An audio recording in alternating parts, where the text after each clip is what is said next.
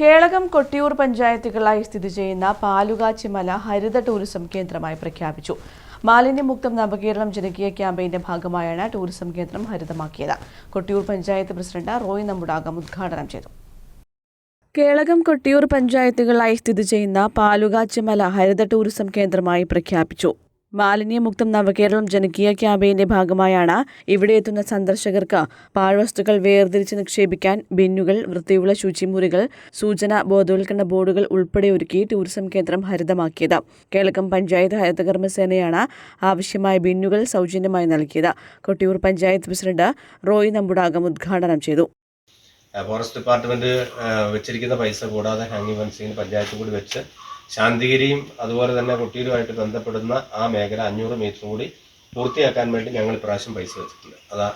നമ്മൾ പൈസ വെച്ചപ്പോൾ കേരളത്തിന് കിട്ടിയ പൈസ അങ്ങ് അതിർത്തി വരെ എത്താതെ വരുമ്പോൾ അതിൻ്റെ ബാക്കിയും കൂടി കൂട്ടിച്ചേർത്ത് നമ്മൾ പൈസ വെച്ചിട്ടുണ്ട്. അങ്ങനെ ഈ പ്രദേശം ആനയുടെ ശല്യം പൂർണ്ണമായിട്ട് ഒഴിവാക്കാൻ പറ്റുന്ന ഒരു സാഹചര്യത്തിലേക്ക് പോകും. അതുകൊണ്ട് അങ്ങനെ വന്നു കഴിഞ്ഞാൽ തന്നെ നമുക്ക് തീർച്ചയായിട്ടും ഈ ടൂറിസം കുറച്ചുകൂടെ മെച്ചപ്പെട്ട രീതിയിലേക്ക് പോകും. അപ്പോൾ ഈ ടൂറിസം വന്ന് അത് ഏറ്റവും നല്ല രീതിയിലായി കഴിഞ്ഞാൽ തീർച്ചയായിട്ടും രണ്ട് പഞ്ചായത്തിനും അതിൻ്റെതായ ഗുണങ്ങളുണ്ട്.